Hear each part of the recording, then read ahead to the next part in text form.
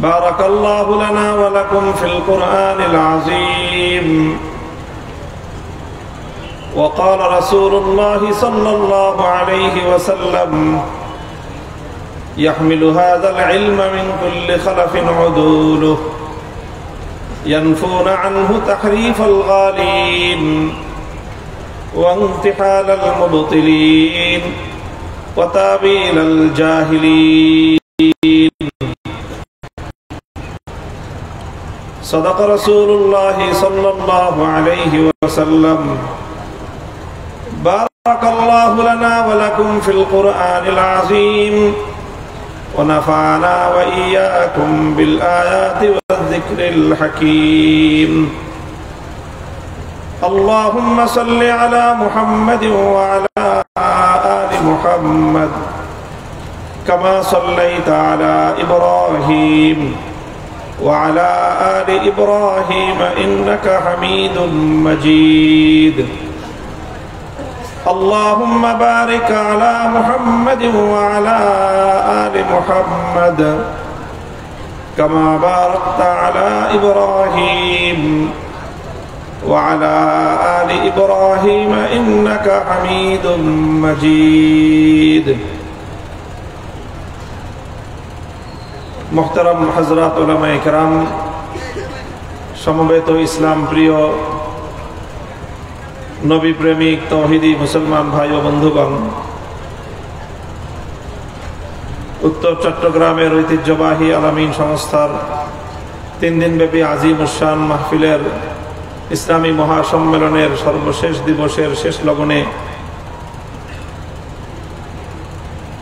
আমরা এখন উপনীত দেশের বরেণ্য উলামায়ে কেরাম গুরুত্বপূর্ণ সার নির্যাস আলোচনা পেশ করেছেন।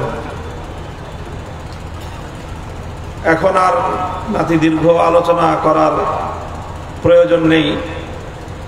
আমি আপনাদের সামনে আপনাদের একজন দ্বীনী ভাই গায়রাতে ঈমানিয়া থেকে এবং আমাদের আকাবির এবং আসলাফ পূর্বসূরীদের কর্মধারা, তাদের মানহাজ,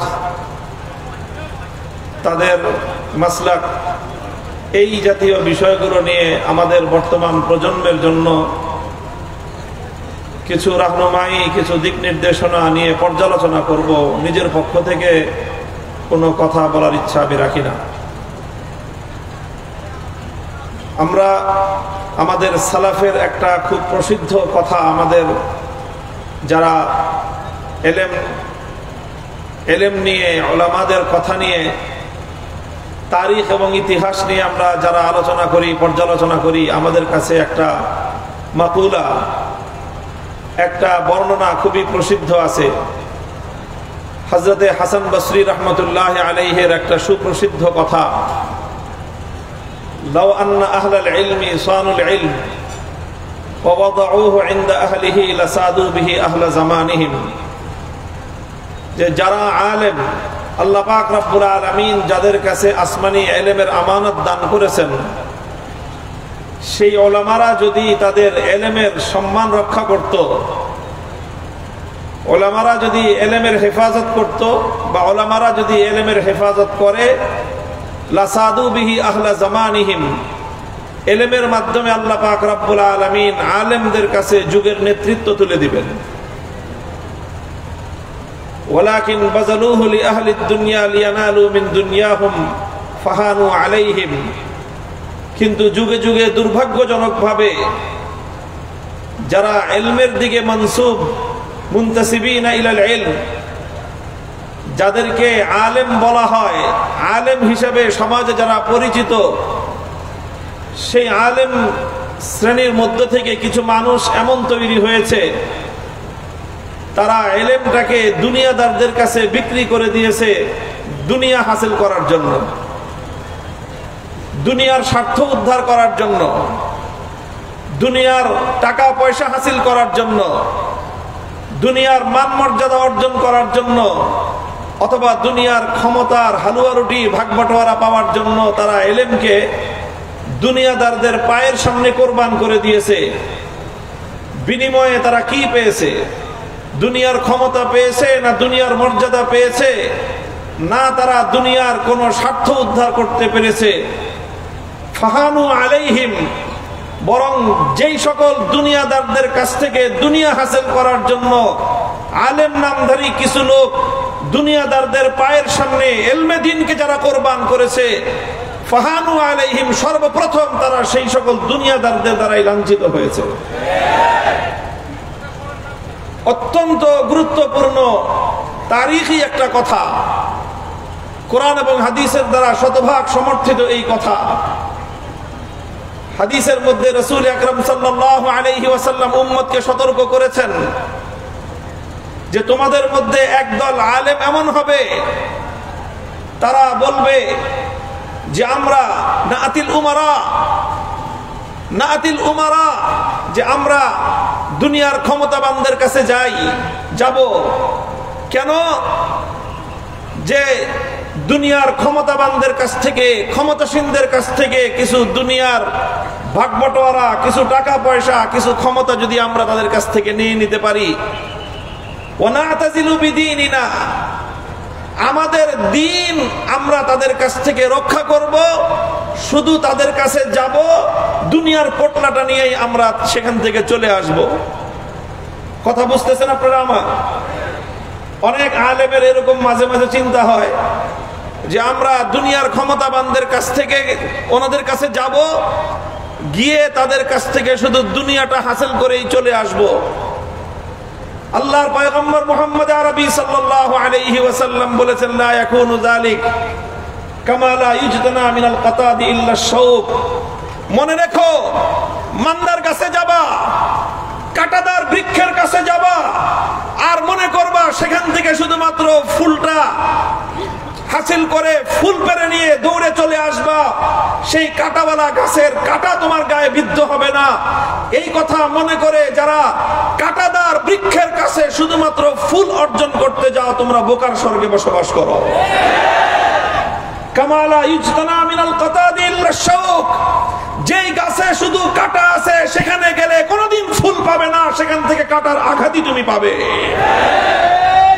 মুহতারাম হাজিরিন, আজ আমরা এমন একটা ঐতিহাসিক সময়ে উপনীত, এই সময়ে বিশেষ করে এই বাংলাদেশের সরজমিনে বাংলা, আমাদের অতীত ঐতিহ্যের বাংলাদেশ, শত শত বছর ধরে যে বাংলার মাটিকে আমাদের পূর্বসূরীরা প্রথমে নিজের মাথার ঘাম পায়ে ফেলে মাথার ঘাম দিয়ে মাটিকে সিক্ত করেছেন, তারপর রাতের অন্ধকারে মাটিতে চোখের অশ্রু দিয়ে মাটিকে সঞ্জীবিত করেছেন, এরপরে মাটিতে বুকের রক্ত ঢেলে দিয়ে মাটিকে উজ্জীবিত করেছেন।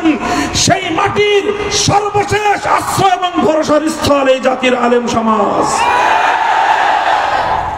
হে জাতির আলেম সমাজ, বিশেষ করে বাংলার প্রাচীনতম দ্বীনি ইদারা উম্মুল মাদারিস হাটহাজারী মাদ্রাসা এবং এই হাটহাজারী জনপদ এবং এর সাথে সংশ্লিষ্ট বাংলার আলেম সমাজকে, তালেবে ইলমদেরকে আমি স্মরণ করায় দিতে চাই, তোমাদেরকে নিকট অতীতের ইতিহাস স্মরণ করিয়ে দিয়ে বলতে চাই, যদি তোমরা ভুল করো, ভুল করবে বাংলাদেশ।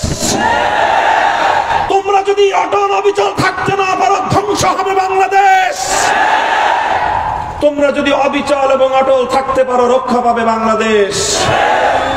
আমার এই কথাটা কারো কাছে অতিরঞ্জিত বলে মনে হতে পারে, কেউ মনে করতে পারে আমি একজন তালিবুল ইলম হিসেবে আমি আলেমদের সম্মানকে অতিরঞ্জিত করে বলছি।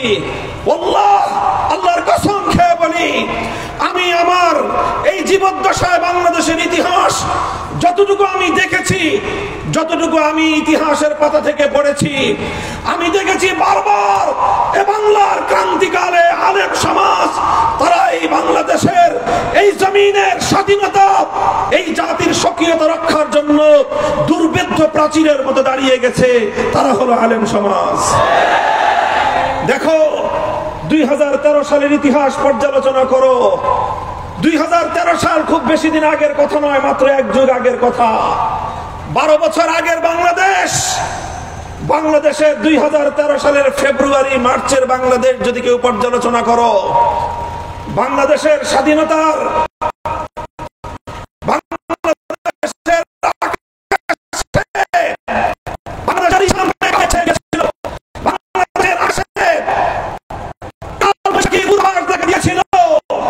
বাংলাদেশের স্বাধীনতা বিপন্ন হওয়ার পথে ছিল। বাংলাদেশের মুসলমানদের ঈমান এবং ইসলাম ধ্বংস হয়ে যাওয়ার দ্বার প্রান্তে উপনীত ছিল। আমরা তখন দেখেছিলাম একদিকে বাংলাদেশ, আরেকদিকে ইসলাম বিপন্ন হওয়ার পথে। কি হয়েছিল, কিভাবে স্বাধীনতা এবং ইসলাম একসাথে বিপন্ন হওয়ার পথে ছিল আমরা দেখেছি তখন। আমি 2013 সালের ফেব্রুয়ারি মাসের কথা বলছি, আমি 2013 সালের মার্চ মাসের কথা বলছি। বাংলাদেশের প্রতিটি প্রত্যন্ত অঞ্চলে, প্রতিটি পাড়ায় পাড়ায়, গ্রামে গ্রামে, বাজারে বাজারে আমাদের বিভিন্ন জায়গায় বিভিন্ন দায়িত্ব পালনের জন্য বিচরণ করতে হয়। প্রায় প্রতিদিন সন্ধ্যায় দেশের কোনো না কোনো প্রত্যন্ত অঞ্চলের গ্রামগঞ্জ, শহর নগর দিয়ে আমাদেরকে অতিক্রম করতে হয়। আমরা তখন দেখতাম সন্ধ্যাবেলায় গ্রামের একটা বাজারের ভিতরে অতিক্রম হলেও আমরা দেখতাম সন্ধ্যাবেলায় কিছু মানুষ মঙ্গল প্রদীপ নিয়ে দাঁড়িয়ে আছে। মুসলমানদের দেশ, 90% মুসলমানের দেশ। মুসলমান নেই, মাগনা খরিদ করে নাই, বুকের রক্ত দিয়ে কিনেছে। এই রক্ত দিয়েছে দেশের মুসলমান। 1905 সালে সাম্প্রদায়িক উগ্র রবীন্দ্রনাথ ঠাকুর বাবুদের এই বঙ্গভঙ্গ রদ নামের সাম্প্রদায়িক সহিংস আন্দোলনের বিরুদ্ধে দেশের মুসলমানদেরকে রক্ত দিতে হয়েছে। রক্ত দিয়ে এই পূর্ব বাংলায় কলকাতার দাদা বাবুদের আধিপত্য খর্ব করেছিল মুসলমানেরা। 47 সালে দিল্লির গোলামীর জিঞ্জিরকে ছিন্ন করে স্বাধীন বাংলার মাটিতে মুসলমানদের আলাদা আবাস ভূমি গড়ে তুলেছিল এদেশের আলেম সমাজের নেতৃত্বে। দীর্ঘ সংগ্রাম, দীর্ঘ ইতিহাস। যেই মুসলমানরা একটি মুসলিম জাতিসত্তা গঠন করবার জন্য কখনো পূর্ববঙ্গ, কখনো পূর্ব পাকিস্তান, কখনো বাংলাদেশ নামে ভূখণ্ডকে কখনো মাথার ঘাম দিয়ে, কখনো চোখের অস্ত্র দিয়ে, কখনো বুকের রক্ত দিয়ে সিঞ্চিত করেছে, সেই দেশে সন্ধ্যা হতে না হতেই বাজারে বাজারে মঙ্গল প্রদীপ জ্বলে। দেখলে মনে হয় গোটা দেশের 90% যেন হিন্দু। 90% মুসলমানদের দেশটাকে, ইসলামী তাহজিব তামাদ্দুনকে ধ্বংস করে তারা হিন্দুয়ানি কালচার বাংলার প্রত্যন্ত অঞ্চলে প্রজ্বলিত করে দিয়েছিল। বাংলাদেশের নাভি, বাংলার প্রাণ কেন্দ্র, একদিকে পিজি হাসপাতাল, একদিকে বাংলা হাসপাতাল, একদিকে জাতীয় জাদুঘর, আর একদিকে ঢাকা বিশ্ববিদ্যালয়। বাংলাদেশের ঢাকা শহরের প্রাণ কেন্দ্রের এই গুরুত্বপূর্ণ সড়কের মধ্যখানে বসে দিন রাত 24 ঘন্টা বাংলাদেশের স্বাধীনতার বিরুদ্ধে কার্যকলাপ পরিচালিত হয়। সেখানে একটা ভিন্ন সরকার প্রতিষ্ঠা করা হয়। সেই সরকারের নাম ছিল ইমরান এইচ সরকার। সেই সরকারের কলকাঠি নাড়ানো হতো পার্শ্ববর্তী দেশ থেকে, যেখান থেকে তাদের জন্য প্রতিদিন শত শত ড্যাগ পোলাও বিরিয়ানি রান্না হয়ে ওখানে এসে শাহবাগের সেই চত্বরে পোলাও বিরিয়ানি সেটা বন্ধ হতো। সেই দেশ থেকে উস্কানি দিয়ে, আস্কারা দিয়ে বাংলার রাজধানী, মসজিদের শহর ঢাকার প্রাণ কেন্দ্রে বসে বাংলাদেশ থেকে ইসলামকে বিতাড়িত করবার প্রকাশ্যে তারা যুদ্ধ ঘোষণা করেছিল। এই ছিল 2013 সালের বাংলাদেশের চিত্র। দীর্ঘ ইতিহাস বলবো না, কয়েকটা শব্দ বললাম। 2013 সালের জানুয়ারি, ফেব্রুয়ারি, মার্চের ইতিহাস তোমরা পর্যালোচনা করে দেখো। 2013 সালের জানুয়ারি, ফেব্রুয়ারি, মার্চ এই 3 মাসের শুধুমাত্র জাতীয় পত্রিকাগুলো যদি তোমরা কেউ পাও, পত্রিকাগুলোর অফিস থেকে, অতীত স্মৃতির থেকে, পাঠাগারগুলো থেকে তোমরা পড়ে দেখবা, তোমরা অনুমান করতে পারবা সেই সময় বাংলাদেশের কি অবস্থা ছিল। একদিকে শাহবাগ থেকে ইমরান এইচ সরকাররা ঘোষণা করত পতাকা উঠবে, হাজার হাজার শহীদের রক্তে রঞ্জিত লাল সবুজের পতাকা উঠতো। শাহবাগ থেকে ইমরান ইটসের সরকাররা ঘোষণা করত পতাকা নামবে। তাদের নির্দেশে জাতীয় সংসদ ভবন, সচিবালয়, সমস্ত সরকারি অফিসের পতাকা নেমে যেত। ইমরানের সরকার ঘোষণা দিলে বাংলাদেশের সবচেয়ে গুরুত্বপূর্ণ সরকারি অফিস, আদালতের প্রাণকেন্দ্র, সচিবালয় থেকে সমস্ত সচিব এবং সরকারি আমলারা রাস্তায় এসে দাঁড়ায় থাকলো লাইন ধরে। কেন দাঁড়ায় রয়েছেন? বলে যে মানববন্ধন। কে বলেছে? ইমরানের সরকার, সরকারি নির্দেশ, এই জন্য আমরা রাস্তায় দাঁড়ায় আছি। এই ছিল বাংলাদেশ, এই ছিল বাংলাদেশের ইসলামী কালচার। হিন্দুয়ানি সংস্কৃতির দাপটে বাংলা থেকে, বাংলার মাটি থেকে ইসলামী তাহজিব তামাদ্দুন ভুলণ্ঠিত হওয়ার পর্যায়ে ছিল। ওই সময়ে গোটা দেশের প্রতিটি ঘর থেকে রাতের অন্ধকারে ইমানদার নারী পুরুষের গুনগানি আওয়াজ শোনা যেত, আহাজারি শোনা যেত, আর্তচিৎকার শোনা যেত। আল্লাহর কাছে তারা ফরিয়াদ করে বলতো, রব্বানা আখরিজনা মিন হাযিহিল ক্বরিয়াতিজ যালিমি আহলুহা ওয়াজআল লানা মিন লাদুনকা ওয়ালিয়্যা ওয়াজআল লানা মিন লাদুনকা নাসীরা। ও মাবুদ, এই জনপদের জুলুম থেকে তুমি আমাদেরকে নিষ্কৃতি দাও। হিন্দুত্ববাদের আগ্রাসন থেকে ইমানদারদেরকে তুমি মুক্তি দাও। তুমি একজন নেতা পাঠাও, একজন খাবার পাঠাও। গোটা বাংলার রাতের অন্ধকার মুসলমানদের ঘরগুলোতে এই ফরিয়াদ উচ্চারিত হতো। এই ফরিয়াদ উচ্চারিত হতে হতে সেই ফরিয়াদ আল্লাহর আরশে কবুল হলো। আল্লাহর আরশ থেকে কবুল হওয়ার পর হাটহাজারীর এই দারুল হাদিসের মসনদ থেকে ঠিক জাতির ত্রাতা হিসেবে আবির্ভূত হলেন এক মহামানব। নাম ছিল তার শাইখুল ইসলাম আল্লামা আহমদ শফী। সেখানে বাংলাদেশকে, বাংলার মানুষকে, বাংলার ইসলাম এবং মুসলমানদের ঐতিহ্যকে রক্ষা করবার জন্য হিন্দুত্ববাদের বিরুদ্ধে রণহুঙ্কার দিয়ে ময়দানে নেমেছিলেন একজন মর্দে মুজাহিদ। সেই মর্দে মুজাহিদের নাম আল্লামা জুনায়েদ বাবুনগরী।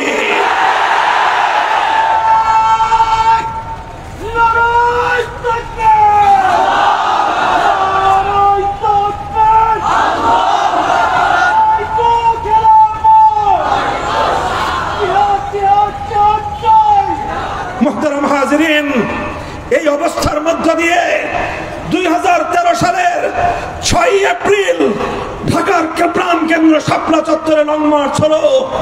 গোটা নাস্তিক পাড়া এই লং মার্চকে রুখে দাঁড়াবার জন্য বাংলাদেশকে অচল করে দিল।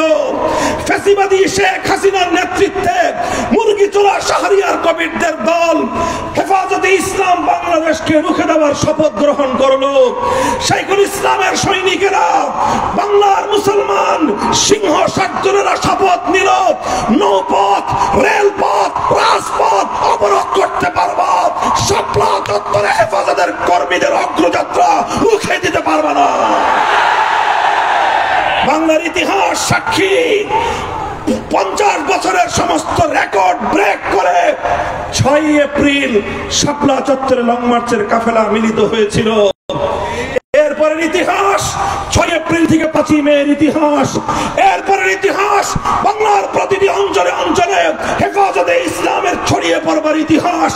এরপরের ইতিহাস প্রতিটি জেলায় জেলায় হেফাজতের শানে রিসালাতের ইতিহাস। এরপরের ইতিহাস বাংলার প্রতিটি প্রান্ত থেকে হিন্দুত্ববাদী কালচারাল আগ্রাসনকে ঝাঁটাপেটা করে বিদায় করবার ইতিহাস। সেই ইতিহাসের সর্বশেষ অধ্যায় রচিত হয়েছিল 5 মে ঐতিহাসিক শাপলা চত্বরে। শাপলা চত্বরে অনিঃশেষ এক মুসলমানদের শাহাদাতের যাত্রা শুরু হয়েছিল। কয়েক লক্ষ লক্ষ মানুষের এক অনিঃশেষ যাত্রা ছুটেছিল। বাংলার 50 বছরের ইতিহাসের সর্বশেষ সর্ববৃহৎ গণজমায়েত হয়েছিল শাপলা চত্বরে। নবী প্রেমিক জনতা সেদিন ফ্যাসিবাদের বিরুদ্ধে রুখে দাঁড়িয়েছিল, রক্ত দিয়েছিল, জীবন দিয়েছিল। শাপলা চত্বর থেকে নিয়ে শুরু করে ঢাকার সেই চিটাগাং রোড পর্যন্ত প্রায় শত শত মুসলমান হেফাজত কর্মী আল্লাহর নবীর সৈনিকদের শাহাদাতের রক্তে সেদিন বাংলার মাটি থেকে হিন্দুয়ানি অপবিত্র কালচার ধুয়ে মুছে পবিত্র হয়েছে। হে মুসলমান, মুসলমান, হে সন্তানেরা আমাদের, হে ইসলামের সৈনিকেরা, তোমাদেরকে মনে রাখতে হবে ইতিহাস। যখন আমার দেশের স্বাধীনতাকে, আমার দেশের ঐতিহ্যকে হিন্দুত্ববাদের অপবিত্রতার দ্বারা কালিমা যুক্ত করার চেষ্টা করা হয়েছিল, আমরা সেদিনে মাটিকে পবিত্র করেছিলাম পানি দিয়ে ধুয়ে নয়, আমরা বুকের তাজা শাহাদাতের রক্ত দিয়ে বাংলার মাটিকে পবিত্র করেছি। শেখ হাসিনা চেয়েছিল 6 মে সূর্য ওঠার আগে আমার শহীদ ভাইদের রক্তের দাগ পানি দিয়ে ধুয়ে ফেলতে, চেয়েছিল পানি দিয়ে মুছে ফেলতে, চেয়েছিল আমার শহীদ ভাইদের শাহাদাতের রক্ত নিয়ে জাতীয় সংসদে দাঁড়িয়ে উপহাস করতে। কিন্তু পাগলি জানতো না, সে জানতো না যে পানি দিয়ে ধুয়ে, পানি দিয়ে শহীদের রক্ত মুছে ফেলা যায় না। সে জানতো না যে মিথ্যাচারের মাধ্যমে শাহাদাতের ইতিহাসকে মুছে ফেলা যায় না। সে ঘোষণা করেছিল শাপলা চত্বরে আমার শহীদ ভাইয়ের নাকি বুকের মধ্যে রং মেখে শুয়েছিল। সংগ্রামী সাথী ও বন্ধুগণ, শেখ হাসিনার এক লেসপেন্সার ছিল, সেই সময়ে তাকে বলতো রেলের কালো বিড়াল। মনে আছে? রেলের কালো বিড়াল, মানে রেলমন্ত্রী ছিল কালো বিড়ালের মতো, এই জন্য দেশের মানুষ আদর করে তার নাম দিয়েছিল রেল বিভাগের কালো বিড়াল। সেই কালো বিড়াল ঘোষণা দিয়েছিল হেফাজতের নেতা কর্মীরা সুবহানাল্লাহ পড়তে পড়তে শাপলা চত্বর থেকে পালিয়ে গিয়েছে। আমি তার বক্তব্যের কাউন্টার করেছিলাম, আমি তার এবং তার দলের সেক্রেটারি জেনারেলের বক্তব্য কাউন্টার করে বলেছিলাম, সৈয়দ আশরাফ সাহেব, সৈয়দ আশরাফ সাহেব, আপনারা আমাদেরকে বিতাড়িত করবেন তো দূরের কথা, আপনারা পথ দেখার চেষ্টা করুন। কালো বিড়ালকে লক্ষ্য করে বলেছিলাম, হে রেলের কালো বিড়াল, হেফাজতের নেতা কর্মীরা সুবহানাল্লাহ পড়তে পড়তে পালিয়ে যায় নাই, বরং তারা সুবহানাল্লাহ আলহামদুলিল্লাহ পড়তে পড়তে বাংলা 56,000 বর্গ মাইলে ছড়িয়ে পড়েছে। বিপ্লবের নতুন ভিত তৈরি হচ্ছে। হেফাজতের নেতা কর্মীরা 13 সালে সারা বাংলাদেশে ছড়িয়ে পড়ে 2024 সালের জুলাই মাসে আবার তারা ঢাকার রাজপথ দখল করেছিল। আমরা বলি এ কথাই, 2024 সালের জুলাই বিপ্লবের ভিত রচিত হয়েছিল 2013 সালের 5ই মে। 2013 সালে হেফাজতে ইসলাম শাহাদাতের রক্ত দিয়ে ফ্যাসিবাদের বিরুদ্ধে বিপ্লবের মঞ্চ তৈরি করেছিল। সেই মঞ্চে 2024-এর জুলাই বিপ্লব সংগঠিত হয়েছে।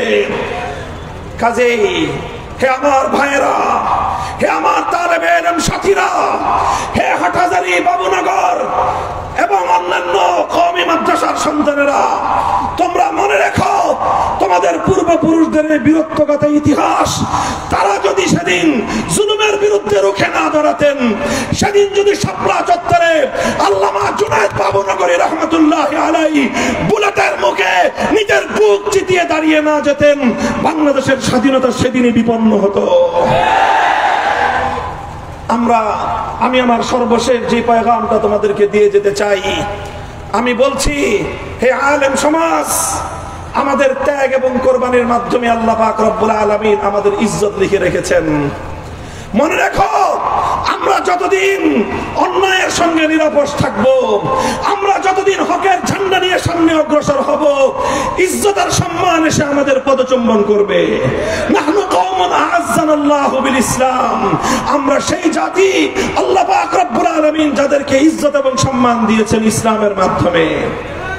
আমি আপনাদেরকে বলি, হাসান বসরি রহমতুল্লাহ আলাইহির যে উদ্ধৃতি আমি আপনাদের সামনে উল্লেখ করলাম, সেই উদ্ধৃতির মাধ্যমে প্রমাণ হয় উলামায়ে কেরাম স্বতন্ত্র স্বকীয় অবস্থান নিয়ে রাজনীতিতে আপনারা বুক টান করে দাঁড়িয়ে যান। অন্য কারো এজেন্ডা বাস্তবায়ন করবার জন্য উলামায়ে কেরামের ইলম এবং জুবান যেন ব্যবহার না হয়, সেই ব্যাপারে আলেম সমাজকে সর্বপ্রথম সোচ্চার থাকতে হবে। আমরা অন্যায়ের বিরুদ্ধাচরণ করি, আমরা আমাদের ইতিহাস সকল বাতিলের মোকাবেলা করি। আমরা আমাদের উলামায়ে দেওবন্দের ইতিহাস, বাতিল যখন যে আকৃতিতে মাথা চড়া দিয়ে উঠে, আমরা তখন সেই বাতিলের মোকাবেলা করার জন্য রাজপথে রাজপথের আমি কথা ঠিক না বেঠিক?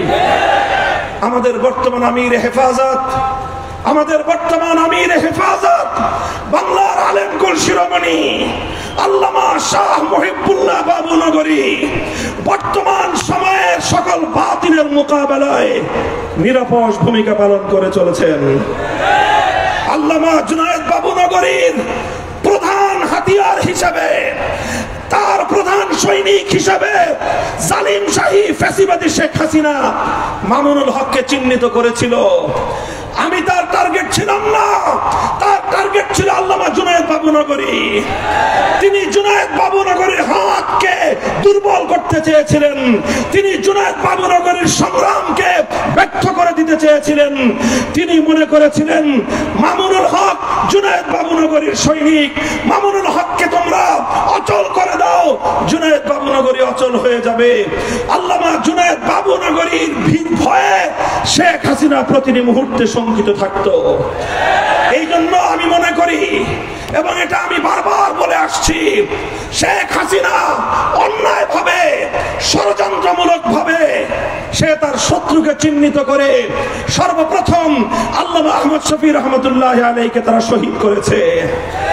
তাকে শহীদ করে সেই শাহাদাতের দায়ভার চাপিয়ে দিতে চেয়েছে আল্লামা জুনায়েদ বাবুনগরীর উপর। এরপরে যখন দেখেছে এটা দিয়ে তার কাজ হয় নাই, আল্লামা জুনায়েদ বাবুনগরী রহমতুল্লাহ আলাইহিকে ষড়যন্ত্রমূলক ভাবে তাকে হত্যা করেছে, শহীদ করেছে।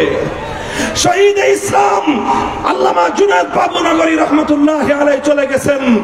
আমাকে যারা জুনায়েদ বাবুনগরীর সৈনিক মনে করত, আমি সেই ইসলাম বিদ্বেষী চক্রের সামনে স্পষ্ট ঘোষণা দিতে চাই, আল্লামা জুনায়েদ বাবুনগরী চলে গেছেন, মুহিবুল্লাহ বাবুনগরী আছে।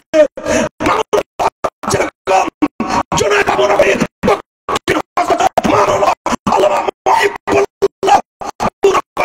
সৈনিক হিসেবে ভূমিকা পালন করে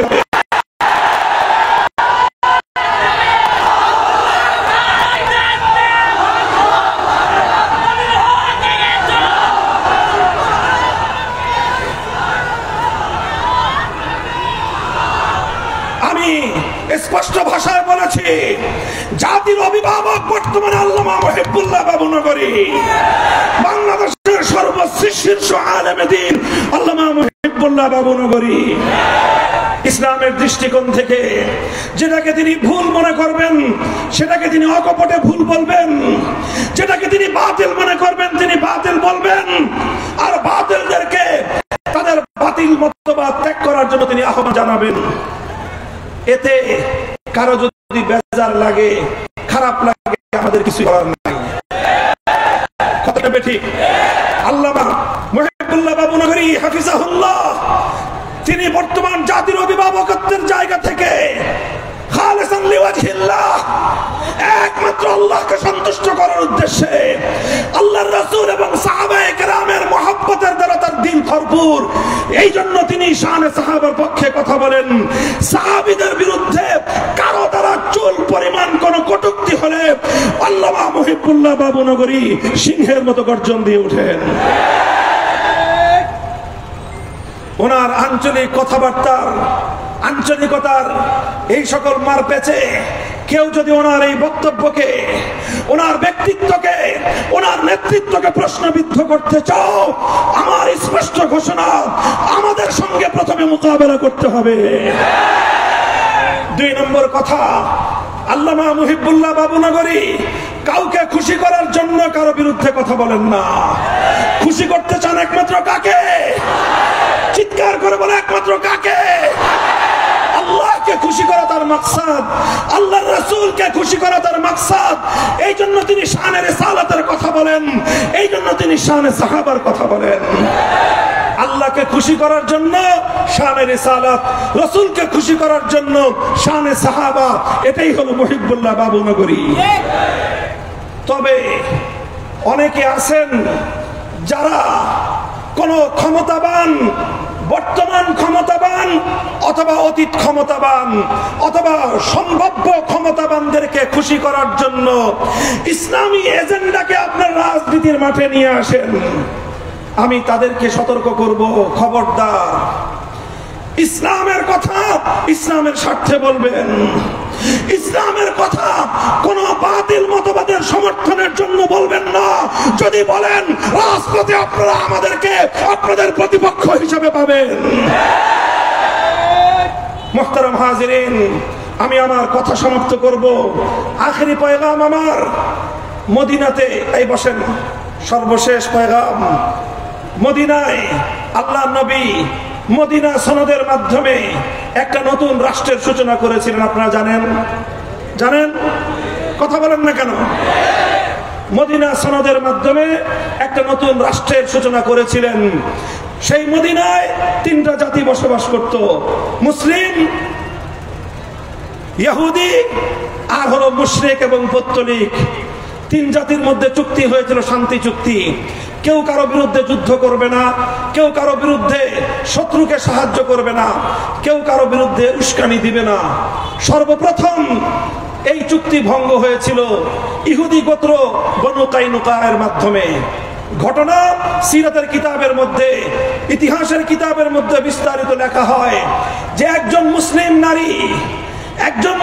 নারী, সম্ভ্রান্ত মুসলিম নারী বাজারে গিয়েছে পণ্য খরিদ করতে। বাজারে বসে তিনি কোনো একটা দোকানদারের পণ্য, কোনো গম, জব অথবা খেজুর দেখতেছিলেন।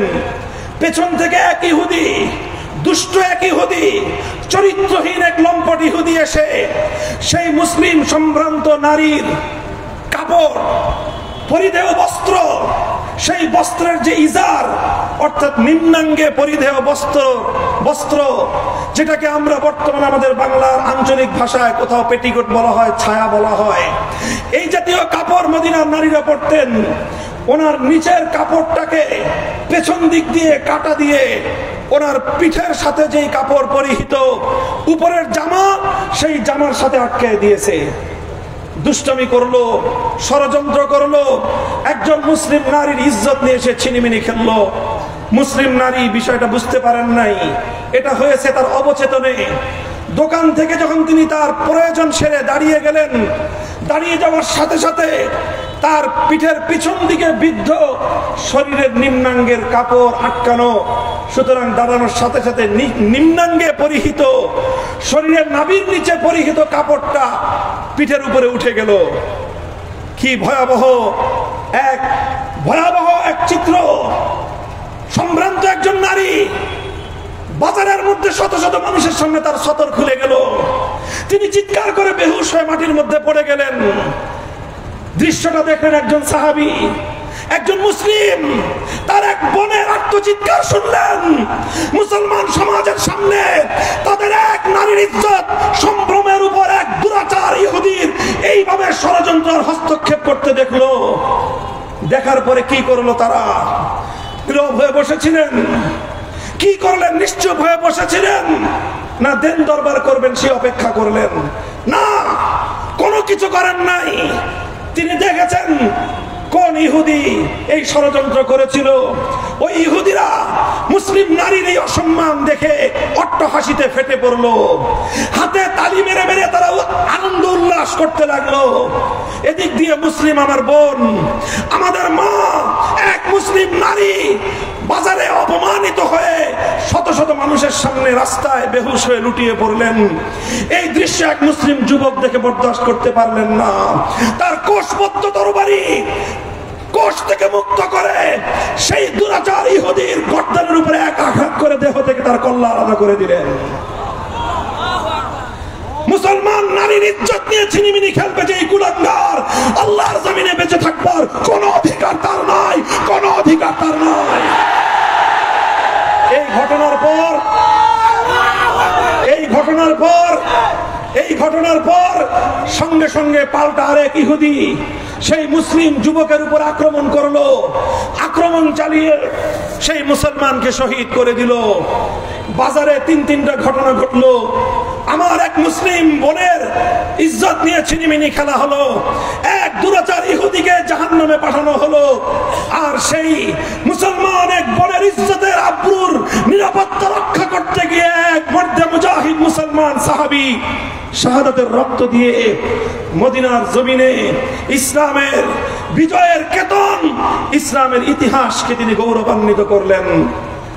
এরপরের ইতিহাস, দুই গোত্রের মধ্যে একটা যুদ্ধ ভাব ছড়িয়ে পড়লো, লড়াই ভাব। তখন নেতৃস্থানীয় ব্যক্তিবর্গ শান্ত করলেন, শান্ত করে বললেন যে নবীজি আছে, বিচার হবে নবীর দরবারে। উভয় পক্ষ গেল, যাওয়ার পর কথাবার্তা শোনার পরে সরওয়ারে কায়নাত সাইয়্যিদুল কাউনাইন, মদিনা সনদের স্থপতি, মদিনা রাষ্ট্রের মহানায়ক মুহাম্মদ আরবি সাল্লাল্লাহু আলাইহি ওয়াসাল্লাম ঘোষণা করলেন, এক মুসলিম নারীর ইজ্জত নিয়ে যেই কুলাঙ্গার ইহুদিরা ছিনিমিনি খেলতে পারে, আমাদের এই সোনার মদিনায় সেই ইহুদিদের বসবাস করবার কোনো অধিকার নাই। আল্লাহর নবী সময় বেঁধে দিলেন 3 দিন। 3 দিন পরে বনু কাইনুকার কোন কুলাঙ্গারকে যদি মদিনায় খুঁজে পাওয়া যায়, তাকে শিরচ্ছেদ করে তার কল্লা ঝুলিয়ে রাখা হবে। ইতিহাস বলে এই বনু কাইনুকা নামক কুলাঙ্গার ষড়যন্ত্রকারী মুসলমান এক নারীর ইজ্জত নিয়ে ছিনিমিনি খেলার অপরাধে একটি সম্প্রদায়কে আল্লাহর নবী মদিনা থেকে বহিষ্কার করে দিলেন। বনু কাইনুকা এদের অপবিত্রতা থেকে পবিত্র মদিনার মাটি মুক্তি পেল। মুহতারাম হাজিরিন, আমরা সবাই সেই নবীর উম্মত। কথা বলেন ঠিক না বেঠিক? এক নারীর ইজ্জতের হেফাজত করবার জন্য একটি সম্প্রদায়ের সঙ্গে যিনি যুদ্ধ করতে এতটুকু দ্বিধা করেন নাই, মুসলমানদের কাছে নিজেদের জাতীয় নিরাপত্তার চেয়েও তার মা বোন এবং তার কন্যার ইজ্জতের মূল্য বেশি। হে আমার বাংলার দামাল সন্তানেরা, হে জুলাই যোদ্ধার সন্তানেরা, যারা জুলাই আর আগস্ট জুড়ে গোটা বাংলার মাটিতে আকাশ বাতাস মুখরিত করে স্লোগান তুলেছিলে, দিল্লি না ঢাকা। আবার স্লোগান তুলো, দিল্লি না ঢাকা, দিল্লি না ঢাকা।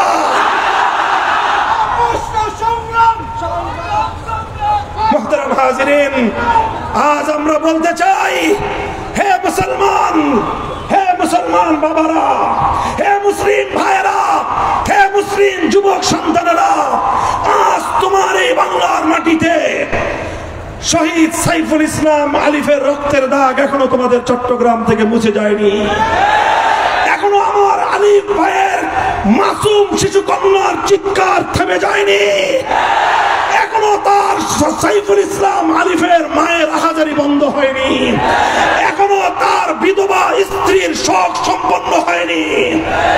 সেই বাংলার মাটিতে সেই উগ্রবাদী ইসকনের সন্ত্রাসীরা, ইসকনের সন্ত্রাসী জঙ্গি গোষ্ঠী আজ আমার ভাই আর তোমার বাবা আর তোমার ছেলে নয়, বরং আমাদের মা বোন আর কন্যাদের পিছনে তারা ষড়যন্ত্রের জাল বিস্তার করেছে। ওরা তাদের অপবিত্র হাত আমার বোনের ইজ্জত কেড়ে নেওয়ার জন্য হাত দরাজ করেছে।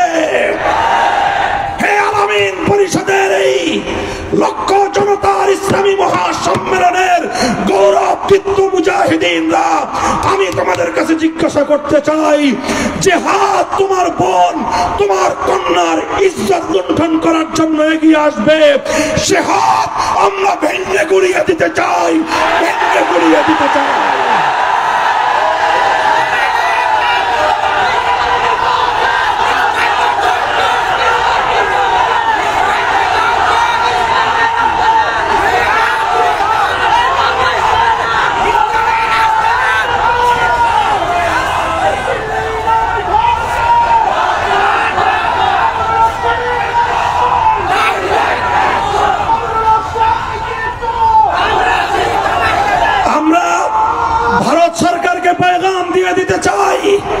তোমার সেবাদাসী কৃতদাসী শেখ হাসিনাকে দিয়ে বাংলার তৌহিদি জনতাকে তুমি দাবায় রাখতে পারো নাই।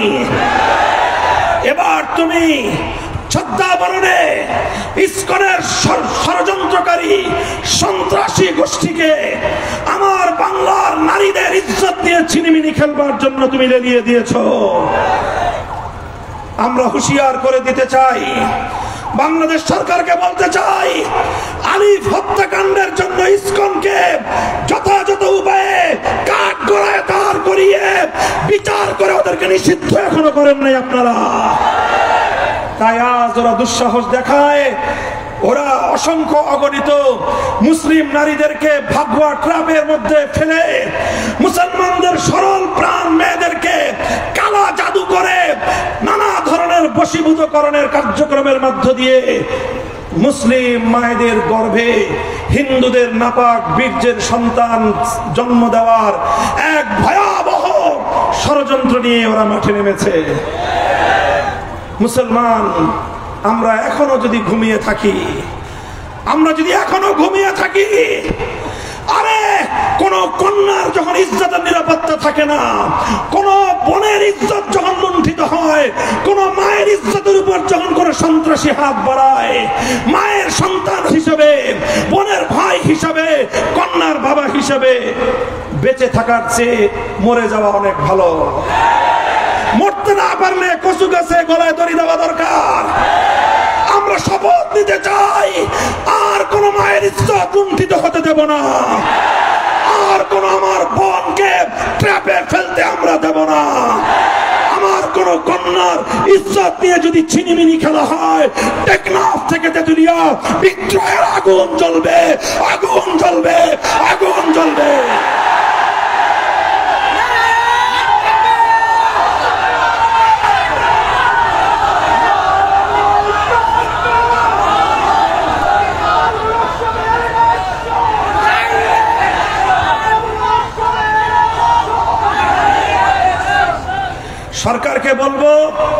সরকারকে বলবো আমাদের সাথে আর পাঞ্জা লড়তে আইসেন না। আমরা ক্ষমতার দাবিদার না, ক্ষমতার লালায়িত না। আমরা চাই আমাদের পূর্বপুরুষদের ঘাম, অশ্রু আর রক্তের বিনিময়ে কেনা এই স্বাধীন মাটিতে ইসলামের পতাকা সমুদ্দিন করতে। রাজনৈতিক পক্ষগুলোকে বলবো, শেখ হাসিনা তাওহীদের জোয়ারে ভেসে গেছে। ভারতের মতো বিশাল সাম্রাজ্যের আশ্রিতা কৃতদাসী শেখ হাসিনাকে বাংলার মসনদ ধরে রাখতে পারে নাই। তাওহীদি জনতার রুদ্ররস কতটা শক্তি রাখে জুলাই বিপ্লবের দিকে তাকিয়ে দেখেন। অনেকে বলবেন জুলাই বিপ্লব কি হুজুর ইসলামের বিপ্লব? আমি বলি যে না, জুলাই বিপ্লব ইসলামের বিপ্লব নয়। যেমন 2013 সালের বিপ্লব জুলাই বিপ্লব ছিল না। 2013 সালের শাপলা চত্বরের বিপ্লব জুলাই বিপ্লব ছিল না, তবে সেটা জুলাই বিপ্লবের ভিত তৈরি করেছে। মনে রাখবেন 2024-এর জুলাই বিপ্লবের মাধ্যমে বাংলার তরুণ ছাত্র জনতা এক নতুন প্রেরণা তারা অর্জন করেছে, নতুন সাহস তারা বুকে সঞ্চয় করেছে। জুলাই বিপ্লবে প্রমাণ হয়েছে বিপ্লবের জন্য কোনো রাজনৈতিক দল লাগে না। জুলাই বিপ্লব প্রমাণ করেছে বিপ্লবের জন্য কোনো বড় নেতার প্রয়োজন নাই। বিপ্লবের জন্য প্রয়োজন একদল বিপ্লবী, সাহসী, উদ্যমী তরুণ জনতার প্রয়োজন। আমরা বাংলার মাটিতে নতুন স্লোগান তুলতে চাই। বাংলার মানুষ অনেক রকম বাংলাদেশ দেখেছো, আমরা একবার সোনার বাংলাদেশ দেখেছি, স্বর্ণ কিছুই খুঁজে পাই নাই। নতুন বাংলাদেশ দেখেছি, পুরাতন বস্তা পচা ছাড়া আর কিছুই পাই নাই। সবুজ বাংলাদেশ দেখেছি, ধূসর মরুভূমি ছাড়া কিছুই দেখি নাই। ডিজিটাল বাংলাদেশ দেখেছি, বাংলার মাটি থেকে কোটি কোটি ডলার পাচার করে বেগমপাড়া গড়া ছাড়া আর কোন ডিজিটাল আমরা কোনো কিছুর উন্নতি দেখি নাই। সোনার বাংলাদেশ দেখা শেষ, নতুন বাংলাদেশ দেখা শেষ, সবুজ বাংলাদেশ দেখা শেষ, ডিজিটাল বাংলাদেশ দেখা শেষ। এবারের বাংলাদেশ হবে ইসলামের বাংলাদেশ, খেলাফতের বাংলাদেশ।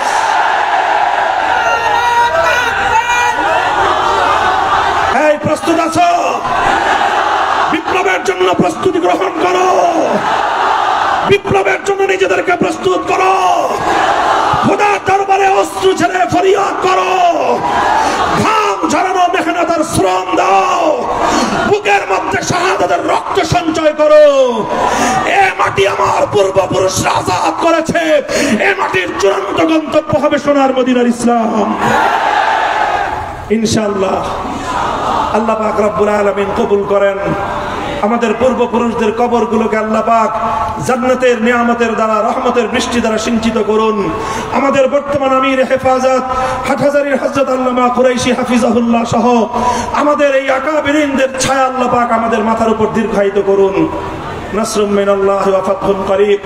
তোমাদের ভাইয়ের জন্য দোয়া করবা, তোমাদের এই ভাই যেন ইসলামের পথে ইখলাসের সাথে আকাবিরিনদের নকশে কদমে থাকতে পারে। সুবহানাল্লাহি ওয়া বিহামদিহি সুবহানাকাল্লাহুম্মা বিহামদিক আশহাদু আল লা ইলাহা ইল্লা আনতা আস্তাগফিরুকা ওয়া আতুবু ইলাইক। ইয়া হাইয়্যু ইয়া কাইয়্যুম বিরহমাতিকা নাস্তাগীস আসলিহ লানা শা'নানা কুল্লাহ ওয়া লা তাকিলনা ইলা আনফুসিনা তারফাতা আইন। সুবহানা রাব্বিকা রাব্বিল ইজ্জাতি আম্মা ইয়াসিফুন ওয়া সালামুন আলাল মুরসালিন ওয়ালহামদুলিল্লাহি রাব্বিল আলামিন।